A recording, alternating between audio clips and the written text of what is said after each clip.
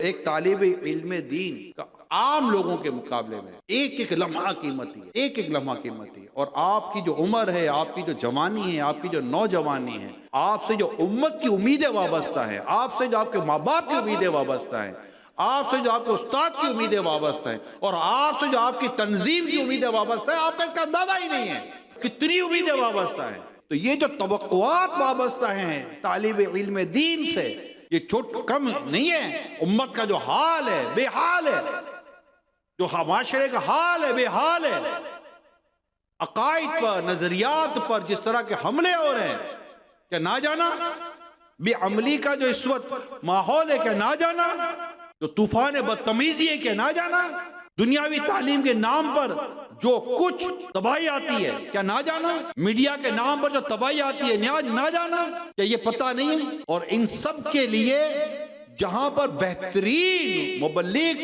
اور عالم تیار ہوتے ہیں، جامعۃ المدینہ ان میں سے ایک ہے۔ کہ میرے ماں باپ نے جو مجھے یہاں بھیج کر میرے والد صاحب کمپرومائز کر رہے ہیں، اگر میں گھر پر ہوتا تو والد صاحب کو کم از کم مہینے کے 25-30 ہزار روپے کما کر تو دے رہا ہوتا، مگر میرے والد صاحب کو میرے 25-30 ہزار یا 40 ہزار پر نظر نہیں ہے۔ میرے والد صاحب کو اس بات کی فکر ہے کہ میرا بیٹا عالم دین بن جائے۔ وہ وہاں پر محنت مزدوری کر یا کسی بھی طرح سے کمپرومائز کر، کیا ماں نہیں چاہتی کہ میں اپنے لگتے جگر کی روزانہ اس کو دیکھتی رہوں، اس کے ساتھ بیٹھوں، اسے دو باتیں کروں؟ لیکن ماں قربانی دے رہی ہے کہ میرا بیٹا عالم دین بن جائے۔ آپ کے خاندان آپ سے امیدیں لگا کر بیٹے کہ عالم دین بن جائے گا اور زبردست عالم دین بنے گا، اعلیٰ حضرت امام اہل سنت کی تعلیمات پر عمل کر کے اس تعلیمات کو عام کرنے والا بنے گا، اور جامعۃ المدینہ میں پڑھ کر دعوت اسلامی کا مبلغ بنے گا، مدنی بنے گا، اور دنیا بھر میں سنتوں کے اور دین کے کام کا ڈنکا بجائے گا۔ یہ توقعات اگر کوئی رکھتا ہے ہم سے، تو کیا وہ رکھنے کا حق نہیں رکھتا؟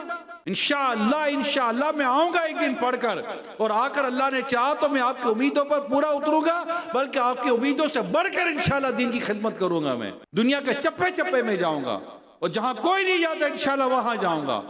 مجھے مال کی اور شہرت کی ہوس نہیں، مجھے اللہ پاک کا دین پھیلانا ہے۔ میرے زندگی کا مقصد تیرے دین کی سرفرازی میں، اسی لیے مسلمان میں، اسی لیے نمازی۔ یا تو ایسا پڑھوں گا کہ کچھ لکھ کر جاؤں، یا ایسا کروں گا کہ میرے بارے میں لکھا جائے گا۔